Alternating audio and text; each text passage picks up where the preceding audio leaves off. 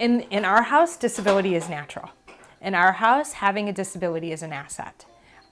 In our house, there are strengths that come from having a disability. Sound like a plan? Look what I got for you. What do I have? For you, ma'am? Yes. Okay. When you have a disability, you think long, at least I did. I thought long and hard about big life things. I worried about some well-meaning person who didn't understand how I live my life with a disability calling the Department of Children and Family, for example, and going, oh, I don't think this mom is fit to parent. Well, it's an assumption that still persists that people with disabilities do not have children or cannot have children or do not want to have children or should not have children. When they do realize that, oh, that's her child, you can see the wheels turning in their head. They want to know how do you do this?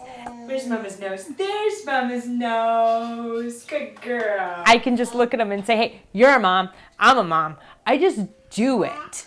Evelyn doesn't care that I have a disability. Everybody else in my life cares. Even if they think positively about who I am as a person with a disability, sometimes people think negatively. Everybody at their core has some sort of opinion. Evelyn doesn't.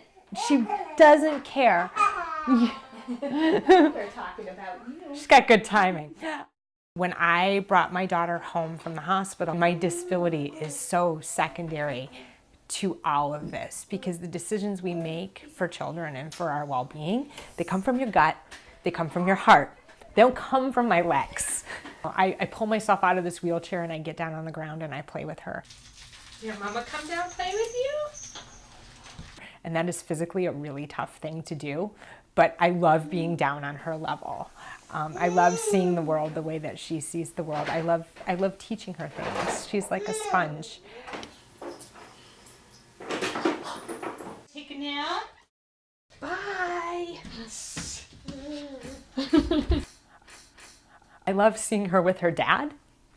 I love watching them sometimes do things that I physically can't do with her. I love watching him help her learn how to walk. It's a very interesting experience watching your child's abilities surpass your own. And that happens to every parent. But for those of us with physical disabilities, that happens a lot sooner. At 15 months old, Evelyn's gross motor abilities have surpassed mine. And watching her succeed and watching her learn how to walk is the most amazing thing because it's so easy for her. And it blows my mind, but I love it. I love learning from her. Abby, you want some yogurt with your lunch?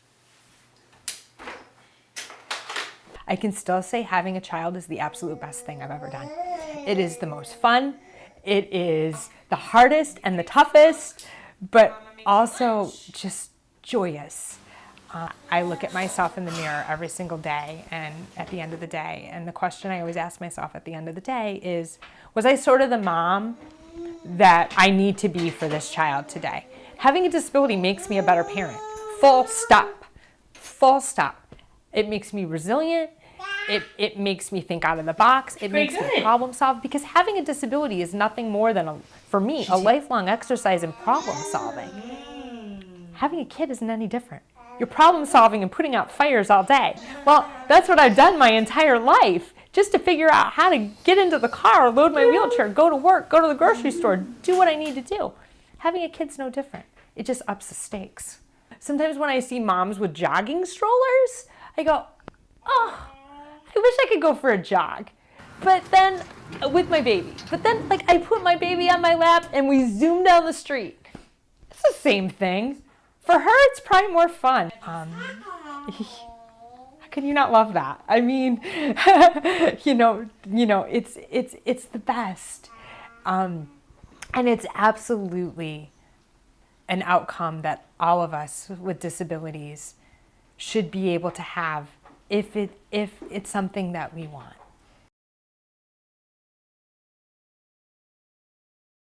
Bye.